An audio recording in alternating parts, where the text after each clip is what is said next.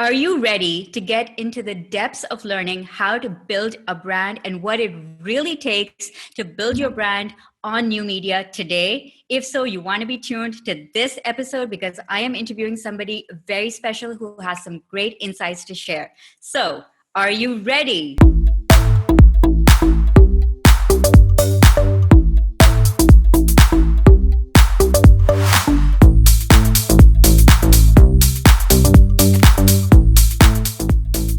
Entrepreneurs, I'm Salma Jafri, a video content strategist, and you are in the right place if you want to grow your personal brand with video. Be sure to hit that red subscribe button and the bell icon next to it so you are the first to know when I upload a new video. Today, I have with me Mr. Patrick Hanlon. He is the CEO of Thinktopia. He is also a TEDx speaker, and of course, he is the author of the book Primal Branding: How to Create Zealots for Your Brand, Your Company, and Your Future. Patrick, thank you so much for being here. Thanks for having me. I'm looking at the title of your book, and the word that screams to me is zealot. And I'm thinking, cult, religious connotations here? What is going on with that title? And also the cover of your book, it's kind of scary. Is that intentional? Is that supposed to be kind of like a cult thing? What does that have to do with branding? Well, all brands are belief systems. And once you create a belief system that attracts others who share your beliefs, which creates community around people, places, things. And we can call those people citizens. We can call them fans. We can call them coworkers. But they're all attracted by a construct that creates belief. And so at the extreme scale, they become zealots. And we actually divide the world into people who are zealots because we want to find out what is sticky about us and what attracts them so that we don't mistakenly give that up, right? And then and then the other part of the world is probably potential zealots. And on the far end, extreme end, of course, are non-believers. And so those are the people who don't want to sit with us. They want to sit with someone else, at some other table. So anyway, that's so the two. Does that answer your question? Words, I don't even remember it does, but I have a lot more questions for you. You're not getting that easy. Sorry. What is the difference? And I get this a lot with entrepreneurs. They're trying to build a business, and some of them are trying to build a brand. So what I would really ask you to differentiate is what is the difference between, and I run a YouTube channel, right? So some of them are trying to run their YouTube channels. So what is the difference between running a YouTube channel, running a business versus building a brand? Is it a mindset difference? And how do these concepts of authenticity and community play into that?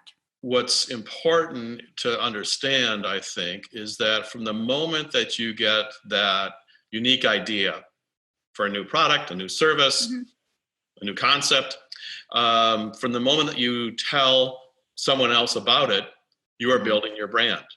And so what this does is that you're building a belief system that's both internal and external. We always think about the external audience, which is our consumers, our fans, our customers, it's our investors, in this case of a startup. But there's also that internal audience too, because if the people who are working with you inside of your organization don't believe in what they're doing, they're certainly not going to be able to sell anyone on the outside. So for everyone listening, in Primal Branding, Patrick has laid out these 7 essential pieces of what he calls primal code, and we'll get into all 7 of them and see how he calls them the building blocks, how they apply to building a primal brand. Primal branding, the primal code is really the root code of your brand, of how you put your brand together, okay? And so it's 7 pieces. Creation story, creed, icons, rituals, a lexicon, special lexicon, non-believers, and then the leader. And once you wrap this constellation of parts together, that attracts others who share your beliefs. You build a belief system that attracts others who share your beliefs. And that could be one person, or it could be a billion people. And so let's start with the first one, which is creation story. So you start out with the creation story because the creation story is really the foundation. It's the first thing we ask people when you meet them, right? Someone new, you ask, where are you from? It's just a fundamental need. And the question of where are we from, comes right along with why are we here? What if I'm just not interesting enough? What if my story is just too bland? And if I tell everybody, they'll think that, They just won't care. So how do you deal with that? And is it still important to tell your story? It is still important to tell your story. And if the story's boring, that's your own fault. You have to sex it up. All right. And that's your challenge. And actually, frankly, that's our challenge as marketers today, is that because of social media, or thanks to social media, we don't need $7 million to run television advertising, because no one else has your creation story. They may believe in similar things that you do, but no one else has your icons or your rituals, et cetera, et cetera. And so when you understand that all of these are differentiating, they're all about you. They're all about that's why we call it the root code, because it's all about it's your code. It's not what someone else is. Your stories will be different, naturally be different, and you will find different ways of telling them, maybe, or whatever. So it is really about owning your voice, knowing what you stand for, and being loud and proud about that. So let's move on because if you don't tell your story, Salma, someone else is going to tell it for you, and you may not like what to say. All right, because people, especially your zealots, the people that believe in you and want to promote you and advocate you, your fans, they need ammunition, basically, for naysayers and contrarians, haters who don't like you, right? Or want to say bad things about you. And you need to feed your fans with what can you tell them back? You're wrong because, etc. Great. Let's move on to the second one, which you specify as creed. Mm-hmm. And so from what I understand is creed is it's what your core beliefs are.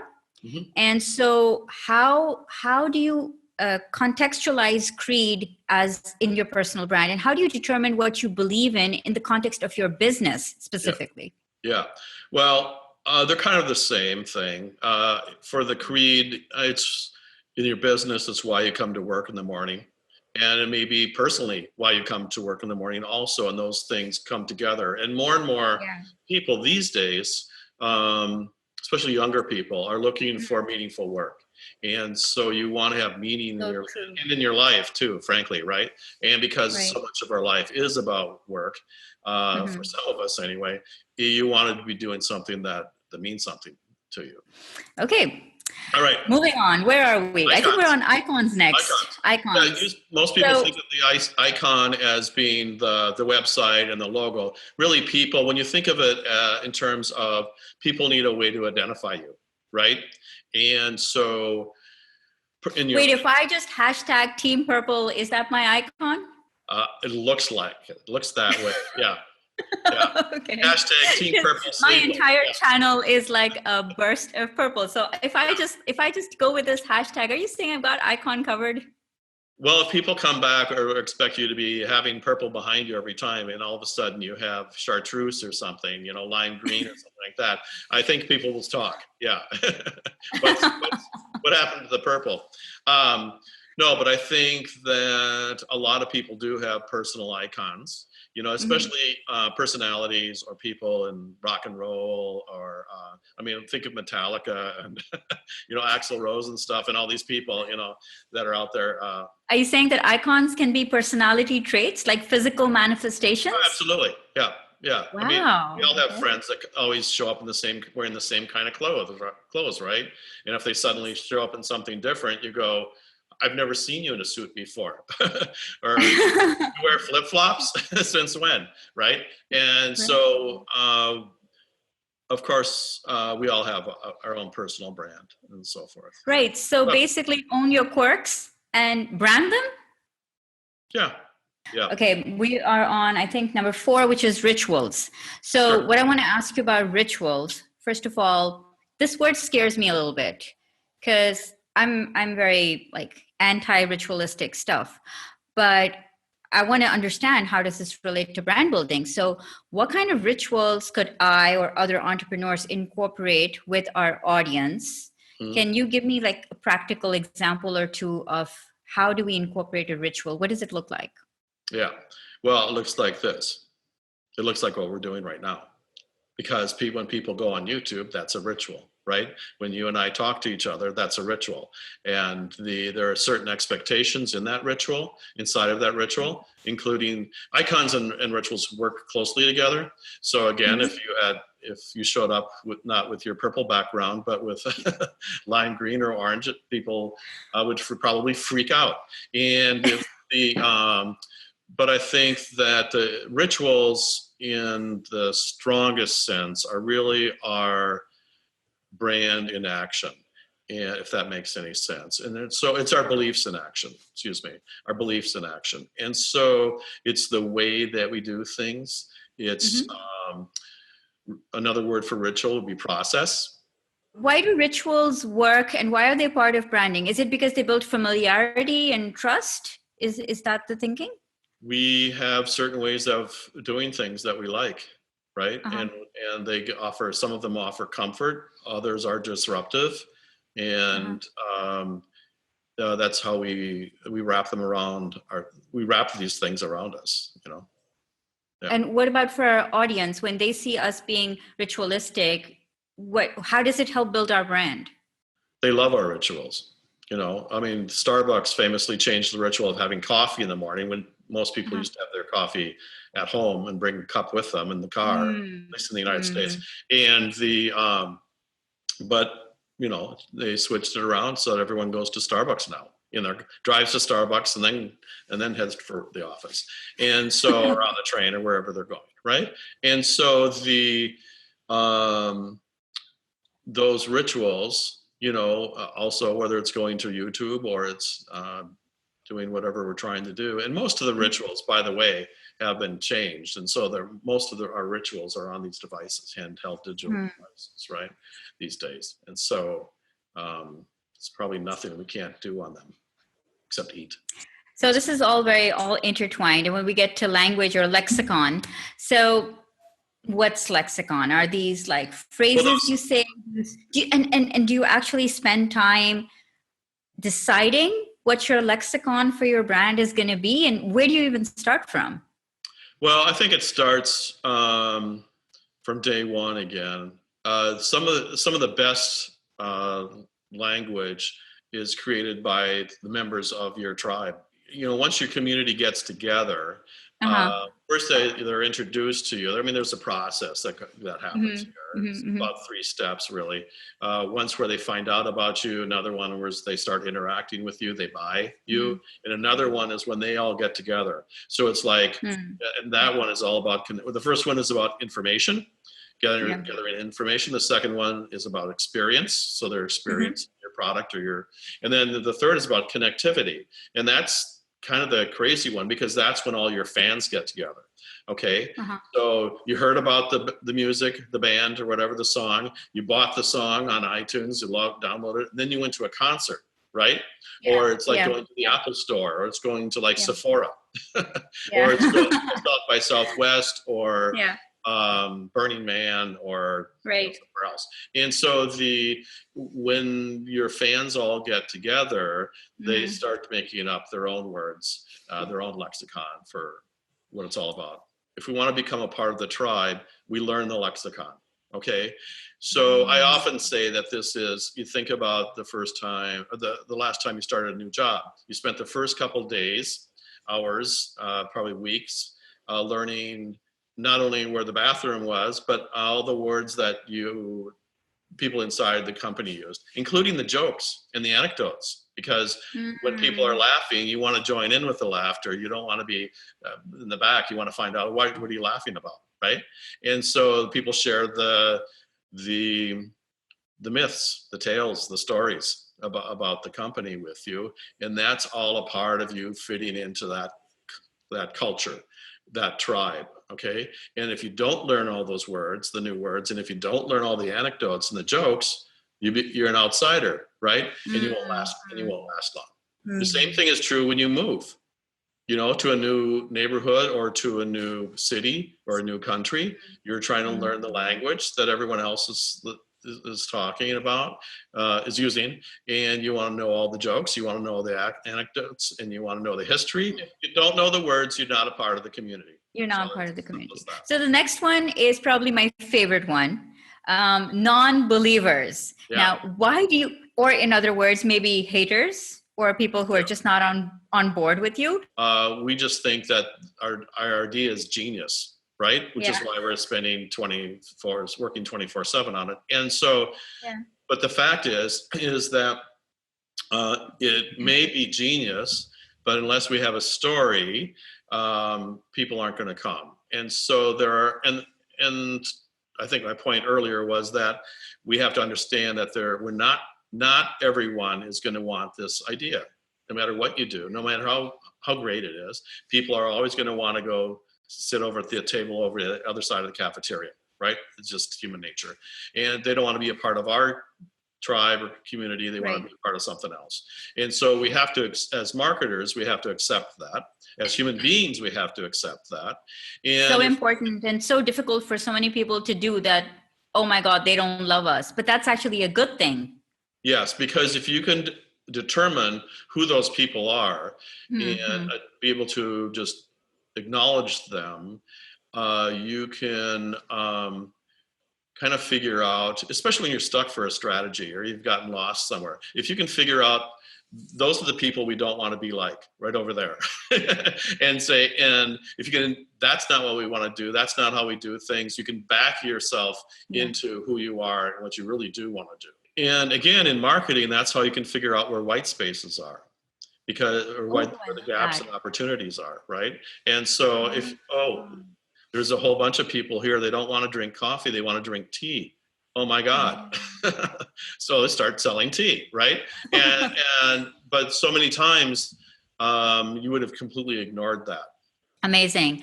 So the last one to round all of this off is leadership or leaders, right? So you're saying that every brand has a leader. What if the owner of that brand or that company doesn't see themselves as a leader or is kind of like a passive leader? Can they still build an amazing brand without, being the front person all the time? Yes, I think you can if you use these principles. And I think that you need to hire people who are smarter. I think the best leaders hire people who are smarter than they are. And, I think that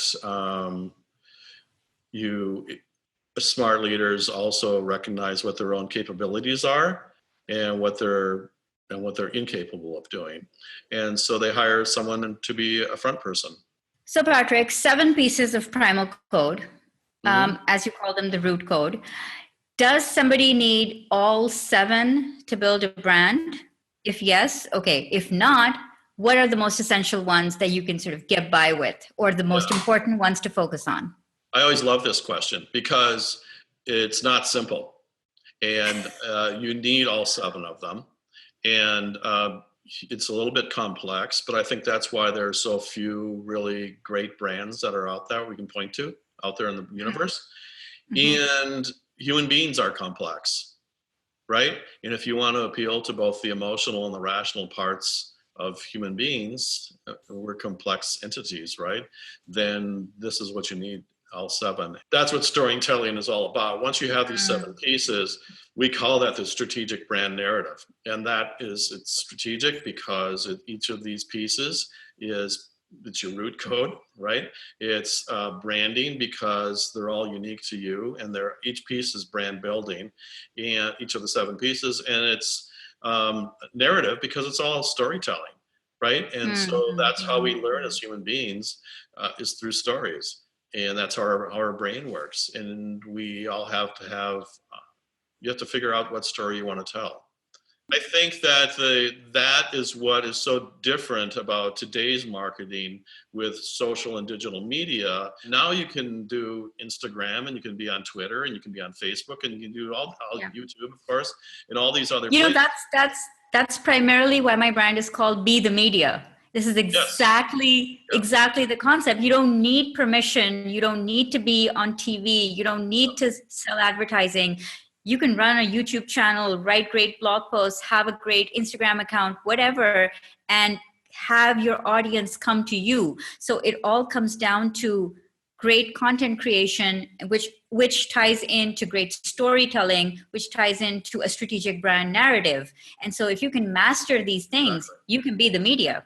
Exactly. And you just pointed to a great thing. I know you're trying to wrap this up, but in my speaking, I always point to Psy. Remember Psy, the Korean kid who had the bow tie and he did the lip syncing? He was the first one on YouTube. First person on YouTube to get 1 billion views, right? Yeah. Okay. Yeah, with that weird horseback riding dance. Yeah. He had that one big hit, and then what happened to Psy? So the downside of not embracing the primal code and being able to tell your story is that you may become irrelevant and completely drop off from the attention spans of people, which is very fickle right now. So Patrick, this was amazing. Thank you so much for coming. I learned a lot, and I hope my audience learned a lot. I want to send them to your book. I'm going to drop the link to Amazon here to get Primal Code. Is there any other place any other links that I should place where people can go and check out your work? There are 2 books. There's Primal Branding. There's another one called The Social Code, which is all about social media and so forth. So, and it's on Audible now, so you can listen to it. Okay, so I'll drop the Audible link down to both the Primal Code, Social Code, and as well as to your TEDx talk, which sums all of these concepts up really well with, slides and everything. So once again, thank you so much for being here. And once I read Social Code, maybe there's going to be a part 2 to this interview. Thanks again, Patrick. Bye. Thank you. Bye-bye. In November, people came from Paris, they came from Mexico, they came from all over the country to New York. What's this conference about?